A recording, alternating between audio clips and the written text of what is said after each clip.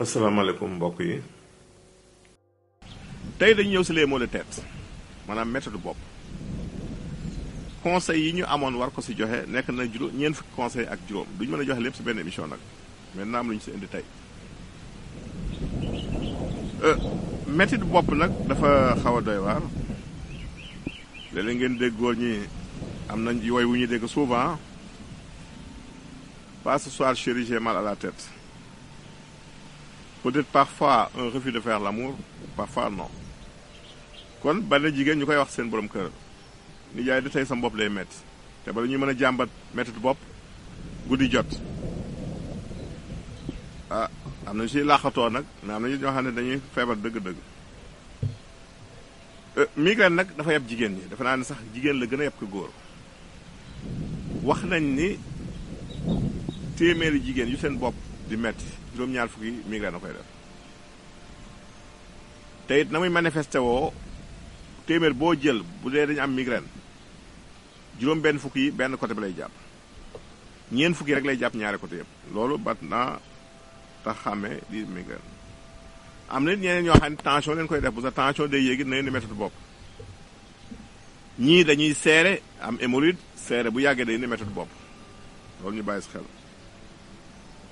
ñii dañu tàmm excitant yu mel ni café ak ataaya bu ñu ko bàyyee bu ñu si day jël yenn jël yi bu ñu ko bàyyee mën leen indi métti bopp kon loolu bokk na si sabab yi am nañu koy judduwaale it wax na dañuy jóodoog métti bopp ñii aussi dañu am une mauvaise circulation sanguine la ko def bu dee di dul circuler normalement day indi loolu ñii seen cholestérol bari parce que bu fekkee diw gi dafa bari sa deret mën nay indi ay yeex-yeexu dawu deret bi nay indi métti bopp kon loolu jar na xam ñu ne nooy def nag bu njëkk bi mooy faites de l'exercice maanaam dee li yëngatu bu ñu nee exercice nag du sport rek tax ñu ne exercice mais liggéey bi ngay liggéey si kër gi di ñax activité la dafay dimbali si métti bopp ñu moytu nelaw yu bëri day yokk métti bopp surtout sieste bu la bopp yabee day la éviter sieste surtout nelaw bu yàgg am ñoo xam bu ñu nelawee nelaw yàgg bu ñu yeewoo rek métti bopp la ñuy yeewaale ñu sóoraale ko baax a baax a baax boo amee bu la métti bopp yabee booy tëdd del éviter di dëpp del tëdd njaaxaanaay ndax boo dee tëdd di dëpp muscle yi nekk fii dañuy fasu dañuy lemu loolu dina yokk métti bopp bi des fois kon del tëdd njaaxaanaay wala nga tëdd wet taamu nañu ko si ngegenaay bi ngay ngegenoo it na yem ba mu rëy trop bay lem sa loos aussi ñu bàyyi xel bu baax a baax a baax soo taxawee wala nga toog na jub amul wiiju nii amul dëngaloo nii amul nii na jub rek mooy dimbali si méthode bopp ndax na tax dee ji mën a circuler normalement ki am méthode bopp nag boo ko dee defal dampe morceau bu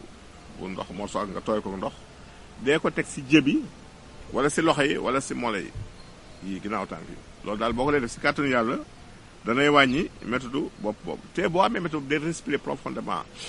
del noyyi bu baax respirer profondément loolu day soulager méthode bopp bi nañ la takkal morceau aussi wërale ko sa bopp ndax day tax deret ji dootul excédé si li ñuy wax le cuir chevelu nay wàññi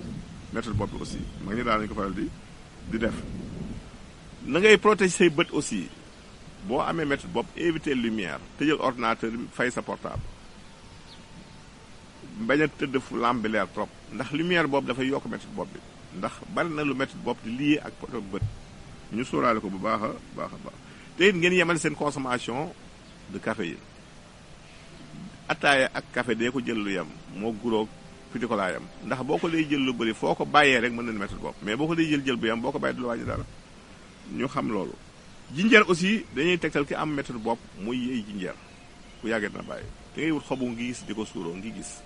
mag ñi daan nañu ko def ngay tibb soxla ba mu fees nga baaxal ko si liis ndox sëgg si di ko def suba ak ngoon loolu la ñu doon tey dinañ si ñëwaat ndax li ñu am si ay conseils yu ñu war a jox si méthode bopp ëpp na ñeent fukk